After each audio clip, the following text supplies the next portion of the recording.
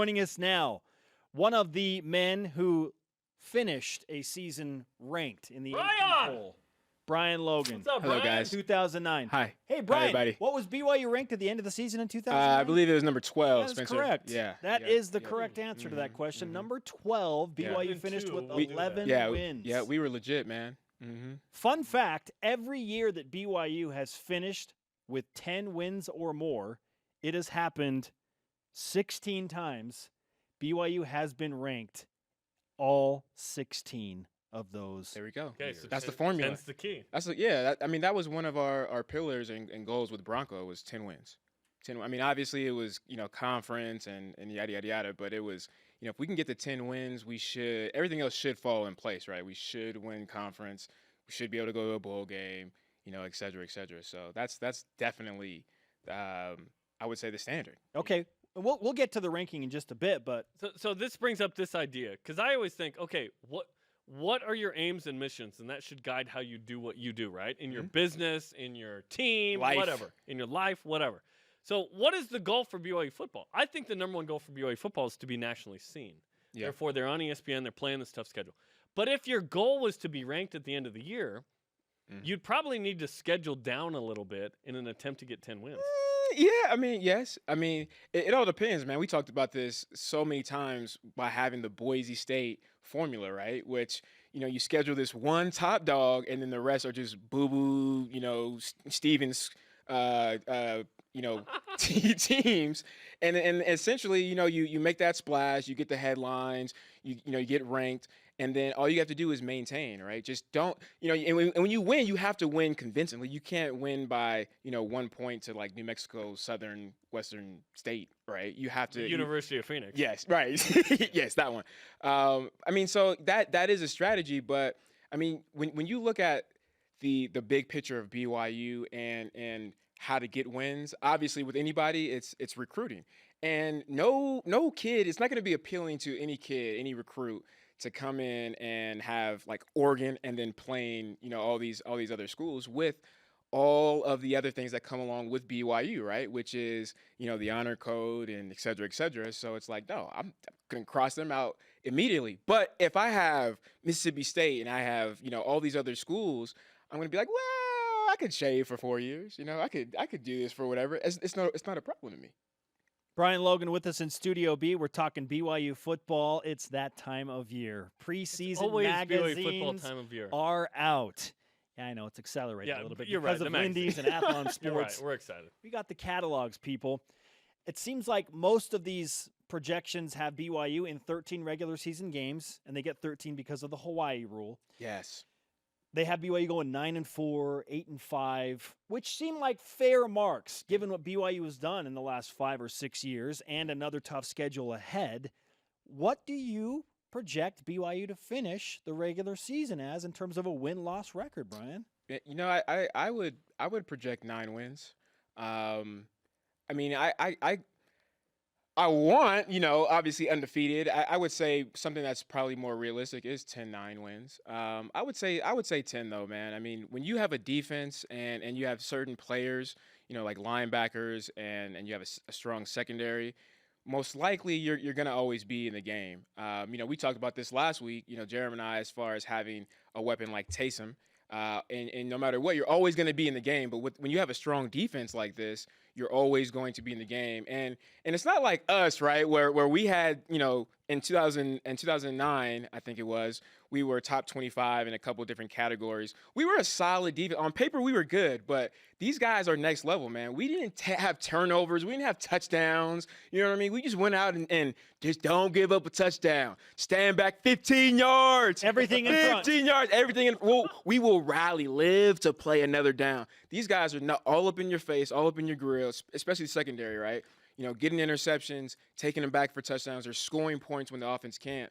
And so that right there, man, is really when you start talking about an elite defense, because you can maintain and do your job. Did you but use the E word right there? Yeah, I did. Shout out Okay, to my brother Spencer. Yeah. Just checking. Yes. 'Cause we don't use that in vain on this set. I'm just or do we? I'm just saying, man. If you can be on the defensive side and you score points, that shouldn't happen, right? Offense scores points, not defense. And so for you to be able to do that, I mean, that's elite. And takeaways, right? They had one every single game. Takeaway. Year? Yeah. I'd have to look it up, but that's awesome. It was something like that. Yeah. That's good. Come Okay, on, man, you're supposed to be this. You're supposed to know. You're like BYU's Google. You know everything. Give me a minute and I'll look it up. Oh shoot. So BYU's 9-4. To me, the top 5 opponents are clearly these guys: LSU, Utah, Wisconsin, Boise State, Mississippi State. What is the most likely win out of those 5 in your opinion, Brian? If BYU goes 9-4, that means they get at least one of those. I would say Utah. Most likely even more win. so than Boise State in Provo. Yeah, I would say that. I mean, at 6 and 7. Okay. This is the reason why, man. I mean, when you look at the last couple of years and the rivalry and all that, it's just enough, man. It's just like it's enough, man. Like I can't. There's nothing else for me to say. There's no words that are coming to my mind right now to talk about this game. And so, to me, you know, as a former athlete, being an alumni, I just in my spirit am just gonna take that on as a W. And so, like on paper, I would say, you know, probably you're right. Probably Boise State is a guaranteed win, especially in Provo. They haven't played here, you know, well traditionally over the last couple of years. You know, as far as the athletes and the talent compared to Utah, yeah, I mean, you got to give Utah the edge and the advantage, but I don't care, man. I'm saying, saying Utah, yeah. Brian Logan, interestingly enough, was also on the last BYU team that beat Utah. How about that? Holla. And in answer to your question, BYU had at least one interception in every game. There we go. Let alone fumble recovery. Google. If you guys got questions. At least BYU one. Google. Anything. Jarom Right Jordan. there. At least one. That's pretty good. At least one. BYU projected 39th out of 130-ish, I think. I think that's the current number. FBS college football teams. Yep. Where do you think that sits? Just right? A little too high, a little too low? Where would you put BYU in the rundown? I think I'd put them like more lower 30s, man. Really? Why is that? I think it's just the defense. Again, it's the defense, man. And I mean, Jarom said it before the break, right? There's not too much like formulas that are going into this. It's straight up, you know, your returning starters. How'd you guys do last year? You really spotlight the quarterback, and that really makes up the rankings. But I mean, when you dig deeper into the defense and the guys that are coming back, and then look at what they've done, right? Because we can have 11 guys all coming back, but what did you do, right? What did you do last year? And then not only that, look at them on individual level. These guys can play at the next level.